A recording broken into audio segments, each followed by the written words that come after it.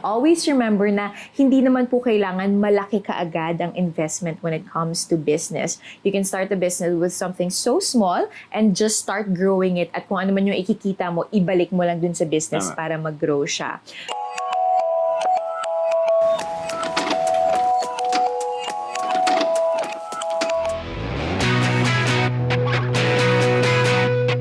Hi guys, I'm Juancho. And I'm Joyce, and this is One Choice for All.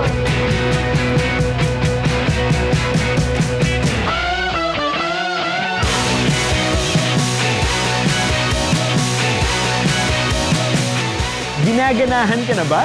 Tara! Bangon na! Hello everyone and welcome to another episode of One Choice for All. Of course, I am Juancho Triviño. And I'm the choice part of that name. Business.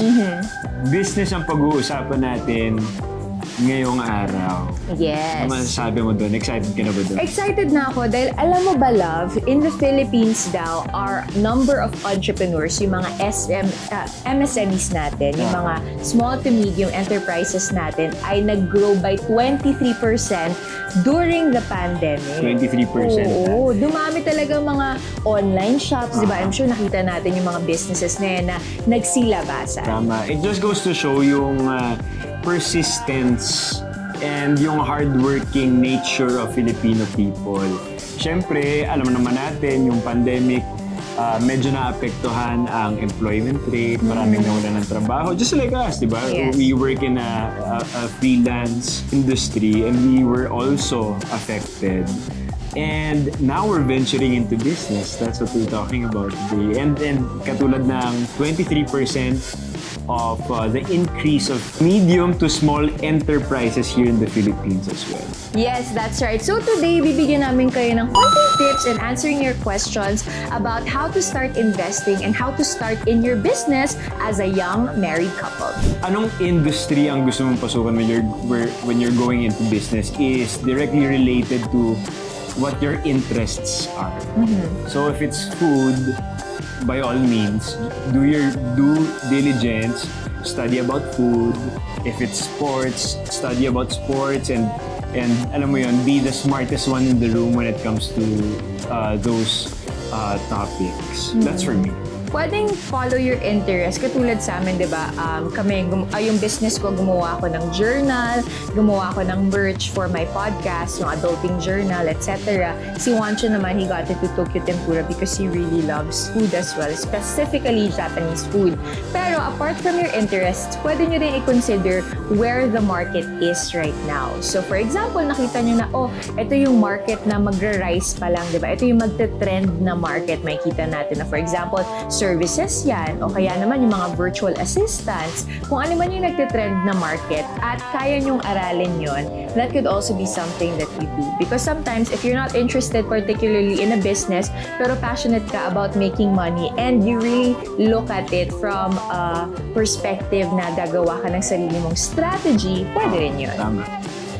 Kapag sisimulan mo, like in my case kasi, I studied business management in college. So, we were really taught to do a business plan first. Siyempre, maraming factors that go into a business plan. It's yung feasibility analysis, yung budget that you currently have also, where you will get capital, analyzing the competition, yung siyempre palagi nating naririnig, yung SWOT analysis, yung strengths, weaknesses, opportunities, and threats. Do all that before you try to venture in a business, big or small. Ako, ang mapapayo ko sa inyo, marry someone who studied business management para hindi nyo na kailangan problemahin yun. Pero kung hindi naman, syempre, marami kayong mga research na pwedeng gawin. Syempre, hindi naman natin i-discourage yung mga talagang nag-start from nothing, no background with business, di ba? Kasi marami naman tayong mga pwedeng pakinggan na podcast, watch YouTube videos on how you can start your small business. I would say start small kasi the last thing that you want is to pour out all of your savings and your budget in one business. Start small muna, tapos paikutin mo yung pera mo. And another important thing is to know your market. Sometimes what I find is difficult, especially one of the mistakes that I made when I started doing businesses, when I was still single was, gusto ko itap lahat. Lahat ng tao. Hindi, bibenta ko sa lahat ng tao. Pero napansin ko na with business pala, it's good to have your market first, to cater to that market, tapos makikita mo na lang mag-grow yun eventually. Last one, and probably the most important one, is to, if you can't do those stuff, find a mentor. Yes, that's true. Find a mentor. Let's leave it at that. Yung lakas ng loob, you putting yourself out there, it's such an unfamiliar territory, especially also for me, even if we studied business, iba na yung gagawin mo talaga instead of inaaral mo lang, di ba? So, that's a lot of time that you have to spend and praying about it and really asking yourself, are you going to be consistent doing this? Because you will be spending your assets, di ba? Hindi naman madali ang pera ngayon. So, yun yung pinakamalaking pinagdaanan namin kasi yun nga, just like what we've mentioned, wala rin kaming consistent na work ngayon because of TV, or all the restrictions and Joyce being pregnant. So being smart about the assets that we put out there was really a blessing and a struggle for us. If I may add to what you just said, love, one of the things that we would constantly read about in mga business books, di ba palagi, is start before you're ready. And I think that's very smart. Siyempre, you have to do your research. Kailangan mo prepare ng business plan. Alamin mo yung capital mo, yung budget mo. Pero madalas kasi, kahit na alam mo na yung lahat ng bagay niya at ready ka na, parang feeling mo, ay, hindi pa ako ready. Wala pa akong lakas ng loob. So, wag mo nang hintayin na dumating yun. Just start before you're ready. Because honestly, starting a business will always be difficult. But as long as one, surrounded ka by the right people, katulad ng sinabi ni Juancho, meron kang mentors, o kaya naman meron ka ng ka-partner, di ba, or employees that you can work with, that could help you in doing that. Ako, isa sa mga struggle ko talaga is creating a business plan. Kasi feeling ko, I've never done that before. So lagi ako, I'll just wing it. I'll just figure it out. At saka lagi ako natatakot tignan yung numbers na ito yung kailangan kong ilabas, ito yung kailangan na ganito katagal bago siya mag-ROI. Start facing your fears sa umpisa pa lang ng paggawa mo ng business. So kahit mahirap at natatakot ka, gawa ka na ng business plan. Kahit mahirap at natatakot ka, maggawa ka ng Excel sheet para matrack mo yung mga expenses mo. Yeah. Dahil pag yung mga small details na yun, katulad ng laging sinasabi sa akin ni Juancho, I learned all of this from him. Pag alam mo na yung mga small details na yun, madali nang mag-expand ng business and be more creative. Mas madaling gumawa ng desisyon based on the numbers. The numbers are the heart and soul of any business. That's why you really need to brush up on your math. Backup plans. Importante ang backup plans. Kami, nagkaroon kami ng problems with our employees. Maraming factors that we really need to consider. Like, the projected sales won't be as high as it used to be pre-pandemic. Kaya yung mga may experience noon or yung mga may number in mind that usually doesn't, fit their expectation. So maraming nagbaback out or at the last minute. And as a business, that's really stressful because you can't afford to close the business. So iyan ang pinakamalaking namin is wala kaming backup plan paminsan that helps us, that parang dun kami nagsustruggle. So, if I were you, kung may mapapayo ako sa ibang mga tao is always prepare for your contingencies. If this doesn't work, always have a plan B or C, better D. Kapag may kukunin ka ng mga cards kapag hindi na yan. Si Joyce can talk about that. She's the one that warns me and that sets me in the perfect mindset to be expanding.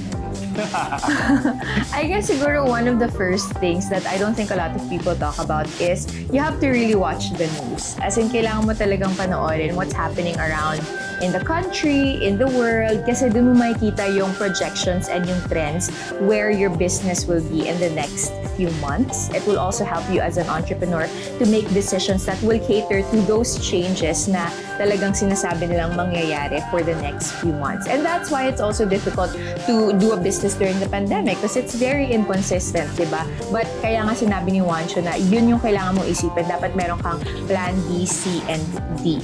The next thing that I would say is you have to look at your money.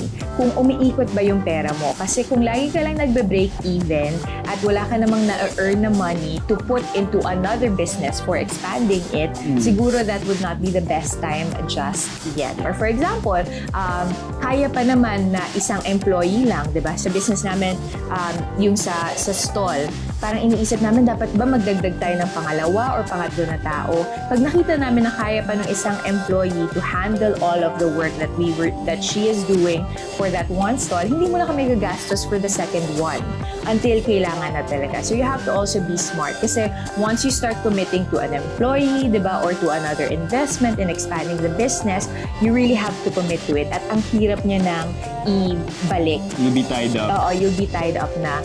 Another thing is, for me naman personally, dun sa business namin with merchandise, ang napansin ko is, you have to really constantly talk to your market. Kasi magugulat ka, they will be the one to tell you what they want. So we maximize talaga online and digital to see what the market is looking for. Ano ba yung hinahanap nila ngayon? Yeah. Ano yung kailangan nila? At pag nalaman mo yun, saka mo malalaman how to expand the business. Hindi yung i-expand mo lang siya according to what you read in a book or according to what you think is right for you. Kasi kailangan, it will always depend on the current situation that you're in. So all the Toki Tempura branches, we really do plan to have a couple more and hopefully build a team around it na ma-handle yung ganun kalaking responsibility na. We plan to have restaurants, we plan to have convenience stores in the future, God willing. So there's a lot of planning that has been happening there, particularly nung start pa lang nung taon, where we wrote down even the months that we plan to and we project to have new stalls. We're expanding our sources of income and also preparing for a contingency wherein we might not be in TV anymore, or we might not be doing these things like we used to when we were single or when we didn't have... Hindi na ganun ka-busy. Hindi na ganun ka-busy. Kasi it takes a lot of time talaga. Like, before buong araw or isang linggo wala ka dahil taping, di ba? Yeah. Everything, these moving parts naman, it will depend on the Lord naman kung ano ang ibibigay niya sa amin in the future. So, nilatag pa lang naman namin sa investment phase. So finally guys, syempre gusto namin kayong i-encourage that if you do have resources or meron kayong konting naipon na pera, dahil syempre wala naman tayong travels or masyadong nagawa the past year, we encourage you guys to try and invest that money. Always remember na hindi naman po kailangan malaki kaagad ang investment when it comes to business. You can start a business with something so small and just start growing it, at kung ano man yung ikikita mo, ibalik mo lang din sa business para mag-grow siya. Pangalawa, gusto kong i-encourage lahat ng mga nanonood ngayon, especially the young couples out there. If you do want to invest in a business together as a married couple, you have to have big goals, diba? Long-term goals, but always remember to take it day by day. Minsan kasi nakakatakot yung mga big goals na yun. Katulad ng sinabi namin, di ba? Sana ma-cover nila yung mga expenses namin, maging enough na siya to sustain us, even if we change our career paths. But always remember that before you arrive at those big pinnacles in your business, you have to take it day by day, week by week, month by month, and you don't have to rush it. Enjoy the journey and be smart with your money. Fall in love with your accounting. Yun lang yan, ganun lang kasimple yun. Fall in love with the numbers, analyze everything. that has been another episode of One Choice for All. Thank you guys for watching. That's right. Kung nagustuhan niyo po itong episode na to at meron po kayong mga questions on how to start your business as a young married couple, please do let us know in the comments below. And don't forget to share this video with the people that you love. Don't forget to like this page and we'll see you again in the next episode of One Choice for All. See ya!